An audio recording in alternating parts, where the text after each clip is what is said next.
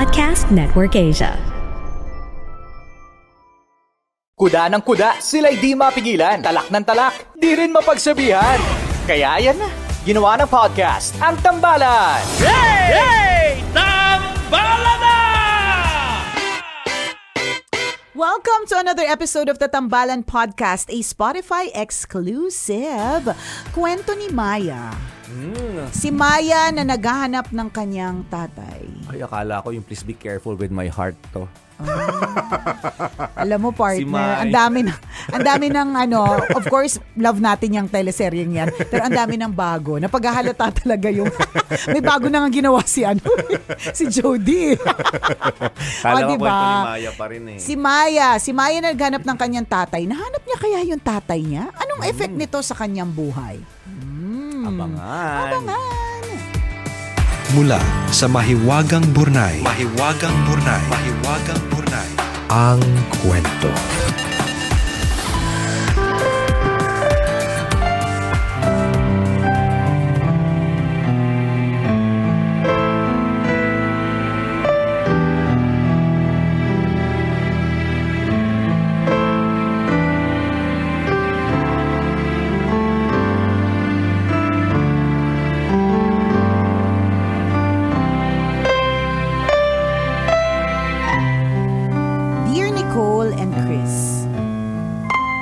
Itago nyo na lang ako sa pangalang Maya, tambalanista since 2009.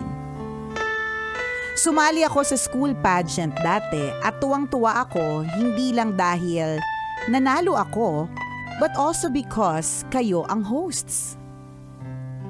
Talaga ba? 2009. Saan to? Siyempre, ulam nga namin kagabi, limutan namin, 2009 pa ba? Nakita ko kayo up close and personal and it was a dream come true. Dahil Masscom student, nakapag-OJT ako sa MBC before graduating at lagi ko din kayong nakikita. Mahiyain lang ako sobra pero deep inside, kilig na kilig ako talaga. Sumulat ako to share my journey with you. Baka lang may kapwa tambalanistang ma-inspire. There might be someone or a few out there who needs to hear my story. Lumaki akong walang tatay. Pero kahit iniwan niya ang nanay ko bago pa man ako isilang, hindi ako nagtanim ng galit sa kanya. I chose to be grateful for the life he gave me and for my mother na pinalaki ako ng maayos kahit nag-iisa. Sa halip na mabuhay sa galit, pinili kong ibuhos ang energy ko in going after my dreams. Sinikap kong makapagtapos ng pag-aaral. Pangarap kong magkaroon ng maayos na trabaho para kapag kumikita na ako, mahanap ko ang tatay ko. After college, nag-apply ako bilang flight attendant. Iba't ibang airline ang pinilahan ko pero lagi akong bagsak sa interview. Punas lang ng luha, apply ulit. Hindi ako pwedeng panghinaan ng loob kasi gusto ko, kapag nagkita kami ni tatay, proud siya sa akin. My perseverance paid off kasi after so many rejections, natanggap ako sa isang local airline. The 2 months training was tough. Idagdag pa yung mga nakakalokang exams na kailangang ipasa. Kinaya ko naman. Ang lagi kong iniisip, kailangan proud sa akin ang tatay ko when I finally find him. One day, may nakalipad akong piloto na nagsabing kaapelido ko daw yung kapitbahay niya. Pabiriw kong sagot, baka yun yung nawawalan tatay ko. Pinakita ko yung kaisa-isang picture ni tatay na meron ako at sinabi ko ang buong pangalan niya. Months after, tumawag sa akin yung piloto at sinabing pinsang buo ko yung kapitbahay niya. Pinuntahan ko agad yung pinsan ko. Sa wakas, magkikita na kami ng tatay ko. Ang dami kong gustong sabihin. Ang dami kong gustong ikwento. Babawiin ko yung mga taong lumipas na hindi kami magkasama. Mabubuo na ang pagkatao ko. Hindi ko alam ang dahilan, pero siguro we were not destined to meet in this lifetime. Patay na ang tatay.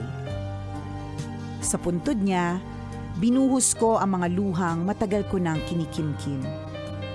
Siguro kung nakakabuhay lang ang luha, malamang bumangon na ang tatay sa libingan niya. Masakit man na hindi kami nagkita ng tatay, I still choose not to let the pain linger. Salamat na lang at alam ko kung saan siya nakahimlay. Anumang oras, kapag gusto ko magkwento or bisitahin siya, pwede akong dumalaw. I have been a flight attendant for 10 years now.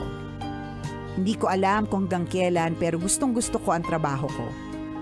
Tuwing umaakyat ako ng eroplano, I say a little thank you to the airline na nagtiwala sa akin and made my dream come true. I think because I am grateful, I give my best at work all the time.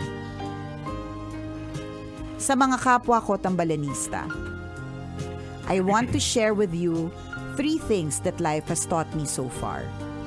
1, always look at the bright side of things. Huwag magdwell sa pain, sa lungkot, at sa disappointment. Hanapin lagi yung maganda behind these negative experiences and focus on those. 2, never give up. Laban lang. Minsan kung kailan pasuko ka na, doon mo na makukuha yung pinapangarap mo. Give it another try. Hold on for one more day. Yun yung sabi niya. Gusto ko yung kantang yun. Hold on for one more day. 3, be grateful. Ang dami-daming dapat ipagpasalamat. When you appreciate what you have, you are blessed with so much more. Thank you, Nicole and Chris, for reading my letter. Ang inyong tambalanista, Maya.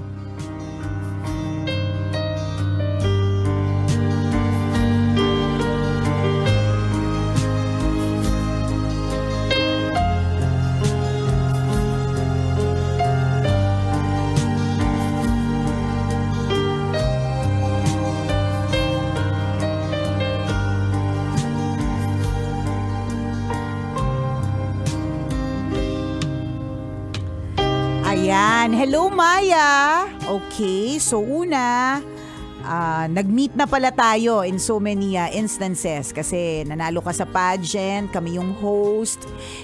Nag-OJT ka dito sa MBC, padaan-daan kami sa harapan mo. Inaalala ko nga, sino kaya si Maya? Oo. Familiar eh. Usus. Gano'n kasi FA, partner. Di ba? Pag FA, ano na yan? Maganda. Madaming freebies yan. Oo. Kung di ka kamag-anak, partner, ang freebies niyan, ano ba freebies niyan? Mas madami kang local airline, no? So local, mas marami kang cookies or biscuits. Kasi Pag international kasi mas marami kang kanin. Kung nagbibigay sila ng food, ha? Ganun. Marami ng kanin sa bahay namin. Di mas marami ka mineral water. Diba? Yung juice mo 3, ganyan. So si Maya the FA, na napaka-positive in life, Yes. napaka-grateful, napaka-appreciative, napaka-porsigido, 'di ba? Tingnan mo naman yung kung paano siya kung paano niya tinitingnan yung buhay. It's always with an attitude of gratitude. Laging ganun eh. 'Di ba? Sabi niya, iniwan siya ng tatay niya even before she was born. So ibig sabihin, talagang tinalikuran. 'Di ba? May mga iba magagalit, ba't kami tinalikuran? Kasalanan ko ba 'yon? 'Di ba? Pero hindi eh. Ang sa kanya, pinagpapasalamat niya dahil kundi din lang naman doon sa tatay, hindi siya nag-exist. And she made it an effort, umeffort ng bonggang-bongga, hanapin, alam mo yon, umeffort din sa kanyang career para next time na magkita sila ng tatay niya, proud siya. Yung ganun ba? May very Totoo. Positive yung kanyang outlook sa buhay. Kaya ang sayang pakinggan nitong kwento ni Maya kasi sinasabi niya nga, ang daming lessons. Totoo yun. Ako naniniwala talaga ako na ang buhay, nagkakatalo tayo when it comes to seeing things.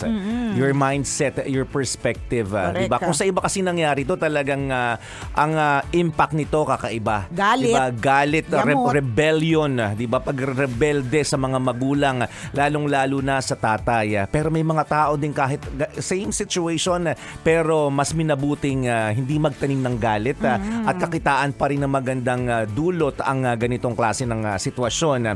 So makikita natin yung difference 'di ba ng mindset ng bawat tao. So in your case, Maya, we admire your perspective. We admire your optimism. Very Correct. optimistic ka sa nangyayari, and Tama. sana taglayin natin yung ganung klase ng habit, 'di ba? Kasi mahirap gawin pero Correct. makakatulong to sa atin sa napakaraming sitwasyon. Sa araw-araw na binibigyan tayo ng problema, kapag maganda yung mindset mo, 'di ba, mas madali mong masusolusyonan ang problema at mas magaan yung buhay mo araw-araw. Correct Yung ka. tipong may nakausap nga din ako, partner, sabi nga nila, hindi mo naman anong tawag dito, kwentahin yung bagay na meron ka in terms of money, in terms of material wealth. Sa bahay mo pa lang, isa-isahin mo diyan, 'di ba? Yung anak mo, biyaya mo 'yan hindi mo lang napapansin. Yung magkaroon ka ng nanay at tatay na naghahain sa iyo, kasama mo araw-araw, nakakausap mo, biyaya 'yan eh. Tama. 'Di ba? Yung mga ganung mindset na minsan hindi po natin nakikita. Things that are taken for granted. These are blessings na hindi po natin napapansin every day. Kaya ang feeling natin, kulang pa rin tayo. Laging ganun eh. Parang, Yes. kasi nga, meron tayong attitude of comparison. Hindi attitude of gratitude. Ang ano natin is the attitude of comparison. We keep on comparing. Correct. Bakit siya may ganon, ako wala? Bakit mas malaki yung ano niya, yung sa akin maliit? Oo. 'Di ba? Ganon na bakit Oo. maliit yung kanya, sa akin malaki? Oo. 'Di ba? Yung mga ganon, at kapag lagi natin talagang tinitingnan yung blessings na iba at kung ano yung wala tayo, yan, mararamdaman talaga natin laging kulang. At Totoo hindi tayo yun. masaya pag gaganon, Oo. ha? Never tayo magiging happy kapag iniisip pa natin yung kasi katulad na lagi naming sinasabi, kung ano yung blessings na meron ka ngayon are the blessings that you need right now. At ito yung Yes. swak para sa'yo. 'Di ba? Ito yung pati yung mga pagsubok. Yung mga pagsubok, minsan iniisip natin, bakit yung mga pagsubok ko parang mas malaki kaysa sa mga pagsubok ng iba? 'Di ba? Katabi lang ba ako ng Diyos kasi lagi niya akong sinisipa? 'Di ba? Parang ako lagi yung unang natatamaan sa mga problema o sa mga issues, 'di ba? Pero kasi, yan din naman talaga yung swak sa'yo. 'Di ba? Na kailangan mo. Correct, na kaya mo. 'Di ba? Yung pagsubok na kaya mo. Kasi kaya binigay yan sa'yo. 'Di ba? Luma na yun eh. Hindi naman bago yung sinasabi namin. At hindi nyo first time narinig. Kung first time nyo narinig, edi wow, ang galing namin doon sa part na yun. Wow na wow Oo, kayo. wow Ay, na wow. ang galing nila. Galing. Grabe, ang talino Diba? talaga ng tambalan. Sa true, di ba? Ganon. Pero hindi naman talaga first time natin narinig yung mga katagang kung ano yung pagsubok na dumadaan sa buhay mo. Ito yung pagsubok kasi na kaya mo. Di ba? Na kaya ibinigay sa iyo yung pagsubok na yan kasi alam ni Lord kaya mo yan. Naku, babalikan ko na naman ba yung kwento tungkol sa mga cross. Ayan. Oo. Meron daw isang babaita. Super reklamo talaga si ate mo, girl, kay Lord. Sabi niya, Lord, bakit naman tong cross ko ang bigat-bigat naman para sa akin? Ganyan. Tapos hindi ko pa gusto yung kulay. Umaarte ng Oo. gano'n. Sabi, hindi ko pa gusto yung kulay. Hindi bagay sa akin, Correct. gano'n. Sabi May niya, kulay. favorite color ko pink. Bakit yung cross ko orange? Sabi ni ate mo, girl. Tapos sabi ni ate mo, girl, Lord, nasan ba yung mga cross na makapamili ako? Sabi ni ate. Oo. Diba? Makapamili ako. Sabi ni May ate. attitude talaga Oo, eh, no? medyo. Tono pa lang ng pananalita, may diba? ugali na. Sa true, Lord! Grabe naman. Hindi ko carry tong cross na to, tapos hindi ko feel yung color orange siya. Asaan yung yung faded kwarto? pa. Correct, Oo. diba? Di ba lang matingkad na orange? Gusto ko neon, ganyan. So sabi niya kay Lord, Lord, nasan ba yung kwarto ng merong mga kwarto ng mga krus na makapamili ako? So si Lord, sabi niya, ay nako, patulang ko tong si ate girl. Sabi niya, sige, Ganun sasagot talaga yung ako. usapan nila. Correct, Sabi ni ganon. Lord, patola ako eh. Friend mo si Lord eh. So ganun sila mag-usap. So sabi ni Lord sa kanya, o sige, dadalhin kita. Dadalhin kita sa kwarto ng mga krus. Sige na, ikaw na ang pumili. Diba? Total naman, nagrereklamo ka dun sa cruise na binigay ko sa'yo. So si ate girl pumunta dun sa dun sa room. Pagdating niya dun sa room, OMG, ang daming cross. Sabi niya, ay, nakakaloka, ang daming cross. Sige, pili-pili ako, ano ba yung nababagay sa akin? So meron siyang kinuha, yung favorite color niya, yellow. Yellow na cross. So sabi niya, Sabi niya pink yellow. kanina. Pink ba? Ano ba yung sabi? Pink, ano ba? Pink Ano yung ba yung- favorite color niya kanina. Pink yung favorite color. Sige. Oo. Yellow muna yung pinili niya. Oo.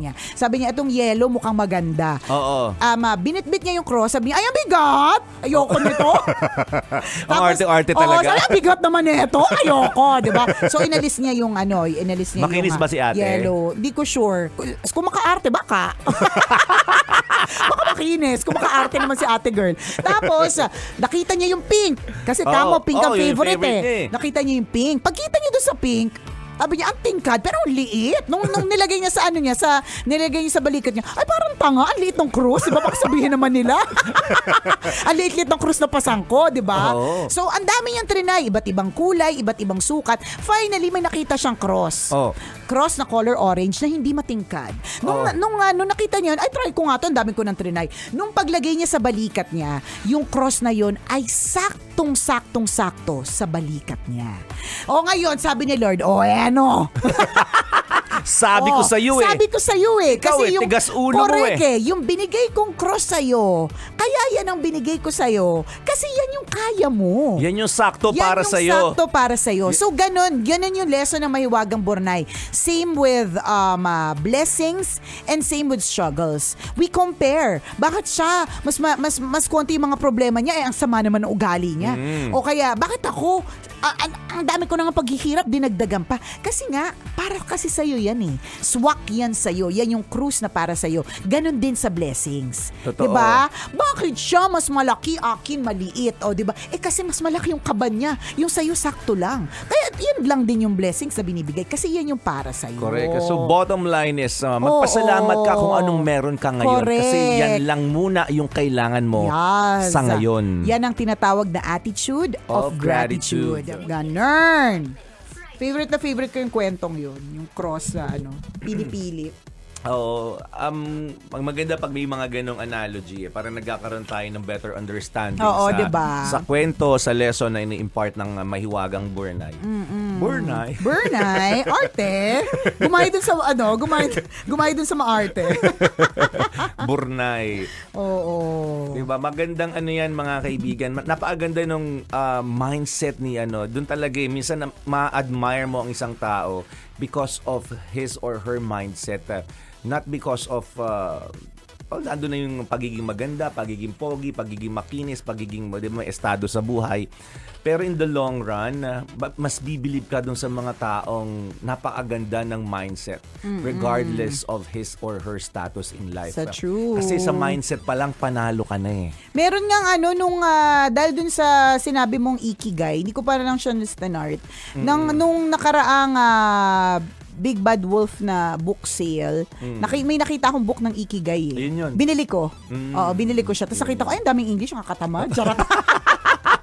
Dala ko nga siya ngayon eh. Oh, maganda Oo, siya. parang first page pa lang ako kasi na-realize Share ko. mo yung mga matututunan mo Oo, doon. hindi parang nakalagay lang, parang may 4 pillars. 4 pillars. Tapos parang simple lang siya. Cross din siya eh. Oo, parang kung Quadrangle. Ay, diba, anong tawag parang doon? ganun, perpendicular na na nakaganon. Perpendicular na nakaganyan. X. X. Oo, parang ganun. Basta yun. Pag-aaralan mo yung apat na yun. Oo, parang ganun. So, pero pag tiningnan mo, parang lang siya eh. Madali lang. Parang kung titingnan mo, parang, ay, ang dali. Parang ang daling isipin, pero hindi talaga, hindi siya madaling gawin eh. Yung lagi natin sinasabi, attitude of gratitude, Yes. lagi naman eh, hindi naman bago, pero hindi siya nagiging habit eh. Correct. Oo. Yung matututunan mo doon, partner, isusulat mo kasi siya. May Ay, may exercise pagsulat? doon. Tapos may quiz. Ay, Tapos totoo may ba? midterm exam. Ay, nakakatama. Sa dulo may final exam. Ayoko na. Gusto ko lang naman magbasa. Nakakalurky. Kailangan mong i-apply sa sarili mo. Ano yun eh. Basta kailangan mo magsulat para makuha mo matumbok mo yung gusto mong mangyari. Yung ikigay mo. Para matumbok Ay, mo may siya. pagsusulat pala. Oo, Ayoko kailangan na. mong Pwede mo namang basahin lang. Oo. Pwede mo din namang, di ba, i-apply, isulat at i-apply sa sarili mong pamumuhay araw-araw. Maganda yun, finding your ikigai, your purpose of being. Oo. Di ba? Napakaganda. Ano nga ba ang gagawin ko? Ano nga bang purpose ko sa buhay na to? Bakit kailangan kong gumising every morning? Di ba? You should What find is my why? Yes, you should find that ikigai. Japanese term siya, mga kabisyo. Correct. Kung may kaso kung may magsusulat, ayoko na ng Malay mo, sulat. tinanggal na nila. Kasi maliit, ano lang siya eh, manipis lang siya. Ay, ibang libro yan. Oo. Imitation. Teka lang, kukunin ko ha. Baka mamaya imitation nga. Char. Kasi parang wala siyang ano. Meron din naman yan online. Mapapractice mo. Na may libro na nga ako, mag-online pa ako. Ayan ka na naman sa mga online. Alam mo, nung minsan may personality test na ano sa akin si Nakalimutan partner. ko na nga Yung eh. link na sinendya sa akin, ang dami ko sinagot ng mga tanong, mga 50 questions. Pagdating sa dulo, may bayad pala Hindi mo interpretation. sinubscribe. Sayang, may commission ako Ayoko doon. mag-subscribe. At ayoko magka-commission ka. Nilinlang mo ko. Yun talaga yun. Nilinlang mo May ako. commission kasi ako doon. Sayang naman. Kaya pala hindi ako nakapasok. Oo, May kaya ano yun eh. kaya hindi ka May perks yun eh. Kaya hindi ka nakapunta sa tawag yung trip to Thailand, 'di ba? 'Di ba yung mga ganun kapag ka nakadami ng commission? Nakakota. Dahil pala sa akin ha. Kasi hindi mo naman sinabi sa akin may bayad dun sa dulo. Pambihira. Hindi mali may bayad yun kasi hindi ka pala estudyante. Pag student email walang bayad yun. Ay, di college din naman ako. Hindi man ako mukhang estudyante, mukha naman akong principal. Kung may email yung anak mo, Oo. yun yung secret, hindi natin alam yun ha. Na alin? Kapag kunyari may subscription, mga ganyan, personality test at kung ano pa man, minsan nakakalibre yung mga email ng estudyante. Natitrace naman nila yun kasi may record sa school na yun. Di ba? Parang gano'n. Okay. Pero lang yung mga kunyari, hindi ko gagamitin email ng anak ko, very strict yun eh. Hindi siya pwedeng gamitin sa kung saan-saan. Oo, pero pag mga ganyan, feeling ko naman. Kunya sa research, pag tinatanong nila, is this for an enterprise, for soul blah blah project or personal ME or school. May tanong na gano'n, is this for personal eme? Yeah. Oo, may mga ganun. Nakakalibre. Oo. By the way, nasa podcast tayo, partner. Yes. Oo, so dagdag kaalaman yan para dun sa mga iba nating mga tambalanista na minsan pala kapag estudyante, pwede ka makakuha ng mga free na mga links. Although, hindi mo naman, yun nga, kahapon or nung isang araw, meron sinend sa akin na link tungkol sa personality trait test. Free siya. Free siya. Tapos merong very thorough na explanation doon sa dulo. Pero ang may bayad doon is yung kung paano mo siya ma-enhance, parang ganon. Kasi parang pag pro na. Parang ganon. Di siguro. parang paano kung malaman mo na ganito yung personality mo, paano mo siya i-enhance pa or parang mga ganon. Nakakatamad na may enhancement. So okay na ako sa interpretation. Pwede. So Kasi ako dami kong research na nakuha ko na libre. Dahil ginamit ko is yung email ad address ko sa ng school. Ganon. Baka pang Ateneo lang. Pag yung school mo, siguro. mababang paaralan ng ng gilid-gilid bukid. Baka hindi pwede yung email address. Ganon. ewan ko lang. Basta anyways, merong mga free na mga links sa mga ganyan. So, Yes. ang maganda, kaya bakit kami napunta dun sa this part? Kasi sabi ni partner, merong online tungkol sa ikigai, merong mga, yun nga, tas naalala ko yung online personality trait test na free naman siya, 'di ba? Minsan ang kailangan lang nila, although hindi naman lang, which is your data eh. Minsan free nila yung ganun, pero ang mahalaga is yung data mo makuha nila, which is really a big thing kung tutuusin. Yun yung eksena. At doon nga sa personality trait test na yun, napag-alaman talaga 70% extrovert talaga ako, partner. Pinipilit ko talaga yung Diba? Kasi kung pero introvert ka, hindi. may magkasaswak agad tayo in so many ways. Oh. Ba't swak tayo sa tambalan? Hindi, pero gitna ako in so many ways eh. Kumbaga parang May tendency lang. Pero hindi mo pwedeng i-proclaim na sa totally. sarili mo. Hindi, parang generally 70% talaga extrovert. Ikaw, ilang percent yung introvert mo? 110%. 110? Grabe, talagang confirm na confirm. Sobra-sobra. Oo, sobra-sobra. Confirm na confirm. Kasi kumbaga parang 70% extroverted, 30% introverted. Tapos yung lahat ng mga, kasi hindi naman yun yung sa personality, diba? Pero lahat ng others partner, ko parang nasa gitna. 59%, 60%, 51%, 51%. At sa labang pa rin. Ang alin? Yung pagiging extrovert mo. Kasi more than pa din 50. Intuitive, hindi, tingnan mo, intuitive versus observant. Alin doon ang introvert? Observant. Oh, 59%. Oh. Oh, ito, feeling, thinking. Okay? Alin doon, alin? Thinking kami. Thinking. Oh, 64. Hindi. Baka sabihin mo, joke kita. 64%. Hindi pa rin, dapat 75. Passing grade is 75. Oh, ito, judging. Judging and prospecting. Prospecting. Oh, 51 ako. Ano na? Introvert ako. Sali niyo na ako sa club niyo. Oh, ito, assertive versus turbulent. Assertive. Hindi kami assertive. O, turbulent kayo. Pero hindi rin turbulent. Oo, Mali yan. mali ito. Character, Kasi, peace, pareho yan. peace loving kayo no? Oo. Peace loving. Ako, turbulent eh. 51% turbulent. Ganun. Hindi kami confrontational. Yun. So anyways, ganun ang mga eksena. Yan ha. Ganun ang mga eksena sa Ikigai, sa mga online chuva. And these are helpful para katulad ni sino na nga yung bida ng Mahiwagang Bornay? Maya ba yun? Vic Soto. Oh, Vic Soto. Katulad nitong tambalanista natin si Maya, 'di ba? Na na-achieve niya para sa sarili. Oh, minsan may mga activities tayo nga na hindi mo na kailangang aralin yung Ikigai or kung ano man kasi ginagawa mo na siya. Parang lang din siya, ang effect niya is rewiring your brain, rewiring your perspective. Same as meditation ewan ko lang, ito naman yung pagkakaintindi ko. Iba't iba naman tayo, iba't iba naman tayo ng perspective, iba tayo ng understanding sa napakaraming bagay. It's like looking at a picture and seeing it differently. Yes, so parang ganun siya. So this is my impression. Rewiring lang siya ng brain para maayos yung perspective mo sa buhay, particularly when you are faced with challenges. Na para so how do you rewire? Ito? So ang question is, how do you rewire? I called an electrician. Oh, that's so great. Perfect. Buti na lang meron kang friending electrician anytime. Pwede ka magpa-rewire. Sabi ko, pa-rewire nga. Ay, madali lang yan. Hindi pa masyadong malala. Teka, luwagan, sikipan itong part na ito ng brain. Ganun. Hindi, paano nga yung rewiring? Ano yung Depende kung paano mo. Walang one size fits all. Walang pag-rewire. Wala. Depende. Paano mo siya i-handle. Alam mo, yung walang, ang problema kasi dyan sa walang one size fits all. Ibig sabihin, lahat na ng mga methods, hindi effective. Depende. Ang hirap. Depende. Alanganin. Walang swak na swak. Parang sa halimbawa, wisdom. Hindi naman tayo pare-pareho ng wisdom eh. Levels. Basahin natin kunyari, time is gold. Yung iba-iba. wisdom dyan, depende kung paano mo siya interpret.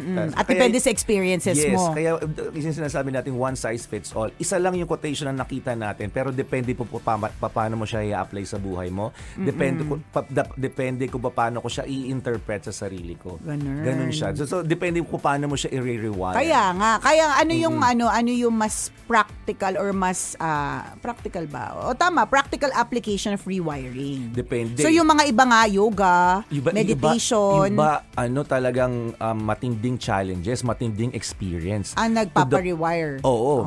Mabigyan ka ng matinding problema. Yung iba, namatayan pa ng magulang, namatayan ng mahal sa buhay. Di ba? Para ma-rewire yung brain nila na parang, ay, naiintindihan ko na yung nangyayari sa buhay ko. Kung bakit And pala punong-puno nangyari. ng wisdom yung lahat ng natutunang nangyari sa akin.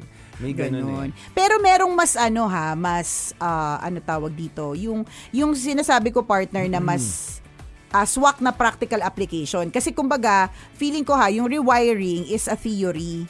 Everything is theoretical and subjective. Churi siya, sabi ng friend ko. Churi. Yan Churi na. Yan din yung nagsabing Matthew.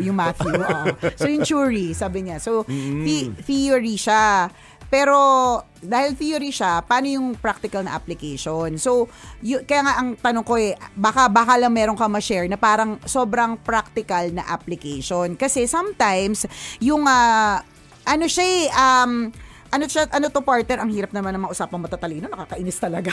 Kaya ako mabababaw lang iniintindi ko. Yung example ko, time is gold lang eh. Kaya nga, hindi. Yun na yun eh. Ano siya partner, di ba? Nature versus nurture. Pero malaki yung factor ng nature. Okay. So anong ibig sabihin nito? Kaya nga tinatanong ko, ano yung practical application of the rewiring of the brain? Kasi ibig sabihin, meron kang gagawin talaga eh. Kasi kunyari, ito yung sinasabi kong nature. Yung sinasabi mo partner, yung nurture yan. Ibig sabihin, environment, challenges, ganyan. It can, of course, it can rewire the brain. Pero yung nature part, ano yung pwedeng gawin? Kasi ibig sabihin, most practical is self-awareness. pwede. Oo. Paano? Sige. Kasama yun. Self-awareness. For you to understand your environment, you should understand first yourself. Ganun Tama, siya. tama yun. Paano mo gagawin yung self-awareness? Paano nga ba ako magiging aware? First, knowing your strength and weaknesses. Dapat alam mo yan. Saan ako malakas, saan ako mahina. Diba? Tapos babalansehin mo. Ay, mahina ako sa aspect Naku, partner, ito lang isingit ko lang. Ang hirap ng mga usapang matalino. Oo. Tingnan mo yung mga tambay, hindi na nila kailangang mag-self-awareness.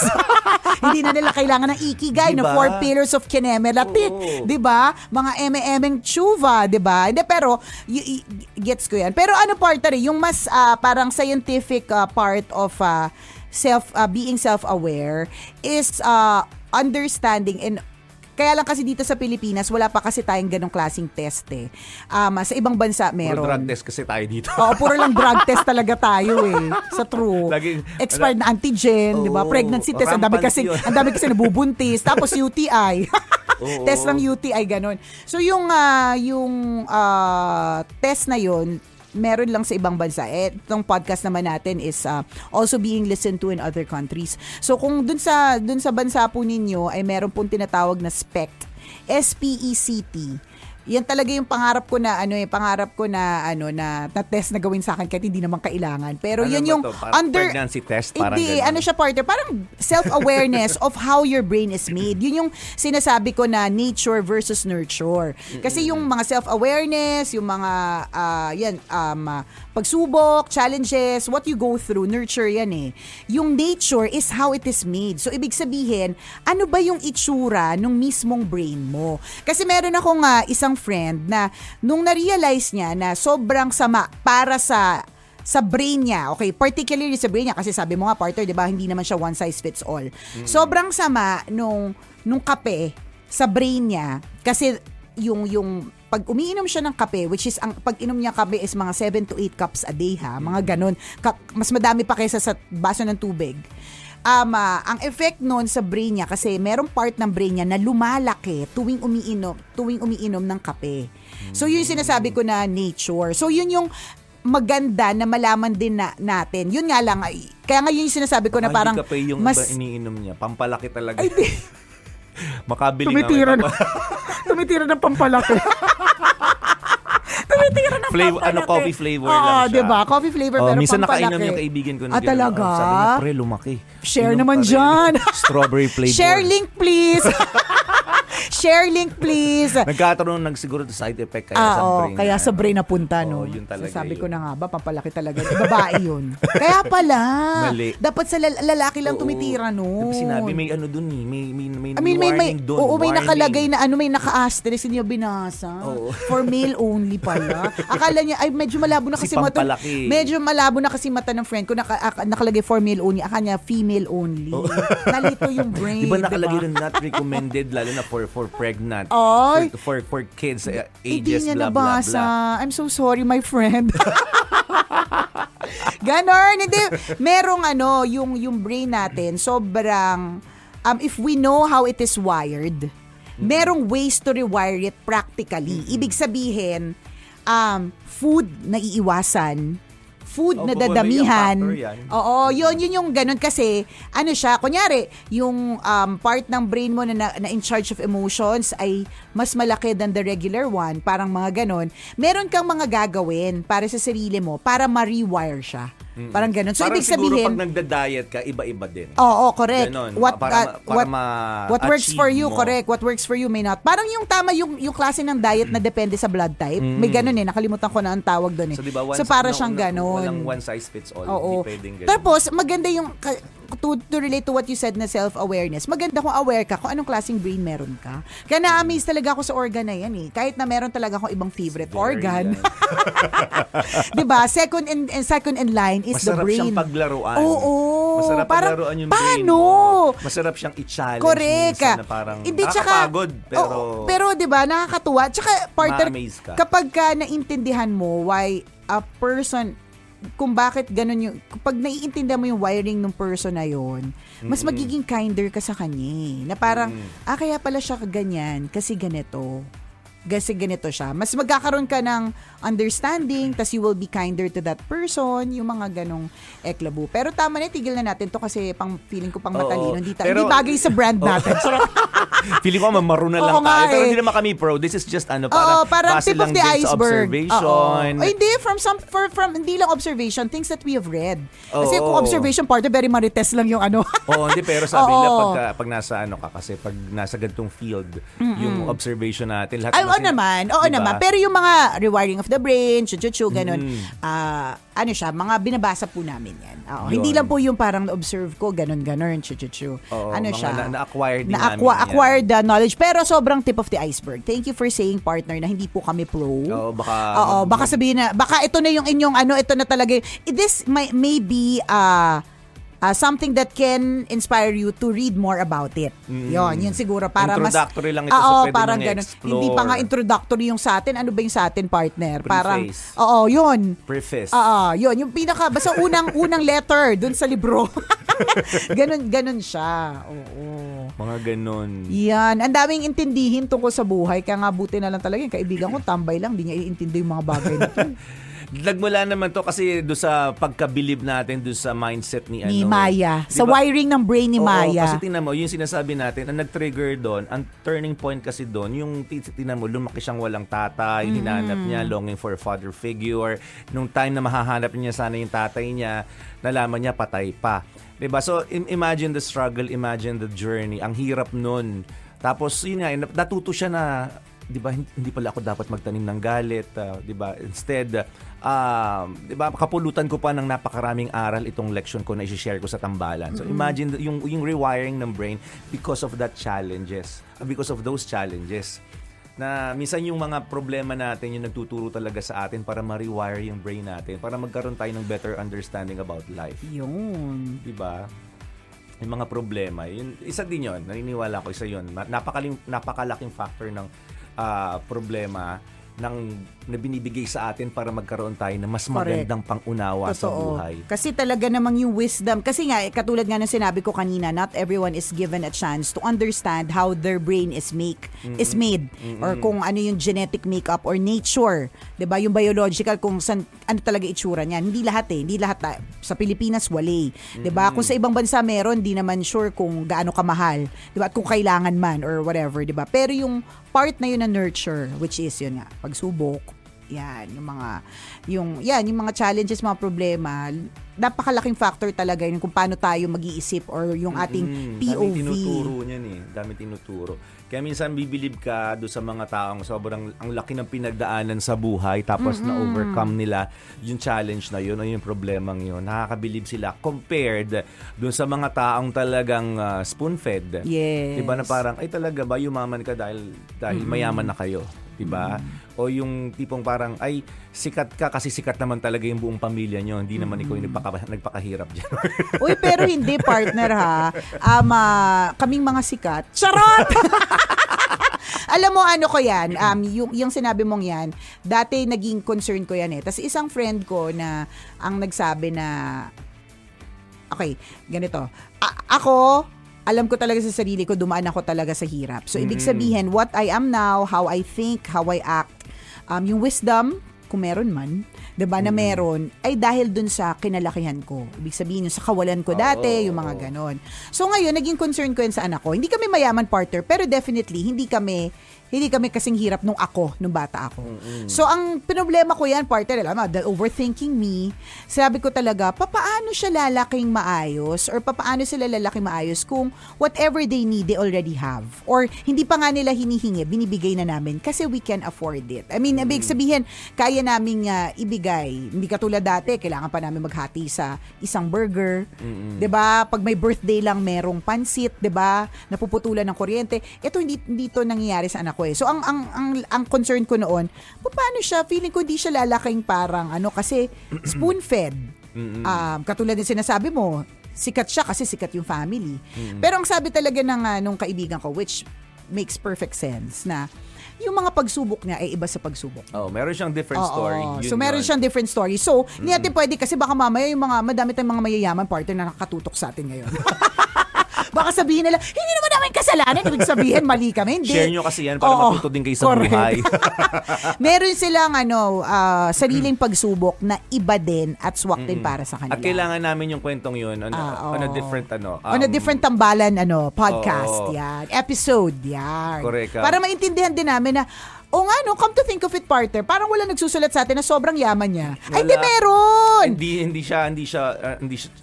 siya born focused, rich eh. Hindi siya Oo. focused sa challenges. Oo, hindi siya parang wala pang sumusulat sa amin na born rich eh.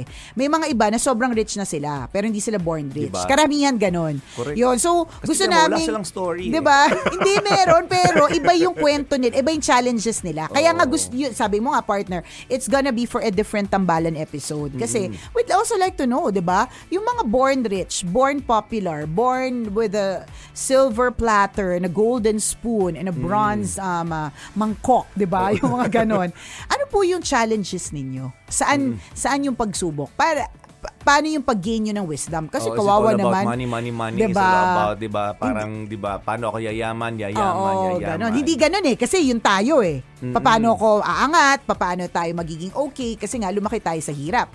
Ganon. Pero yung iba na lumaki na sa yaman, ano yung mga challenges? Ano yung mga pagsubok nila? Pwede nyo kaming i-email. Send your stories at mahiwagangburnaystory@gmail.com. Malay mo, kwento mo na ang ating pag-uusapan sa mga susunod na araw. Kaya send mo na yan, Kabisyo. muli ako po si Nicole Yala. At ako naman si Cambio King Chris Chuper. Na nagpapaalala, una magdasal ka para mabuhay ka, pangalawa mag-toothbrush ka para mabuhay naman ang iba. Yon! The views and opinions expressed by the podcast creators, hosts, and guests do not necessarily reflect the official policy and position of Podcast Network Asia. Any content provided by the people on the podcast are of their own opinion and are not intended to malign any religion, ethnic group, club, organization, company, individual, or anyone or anything.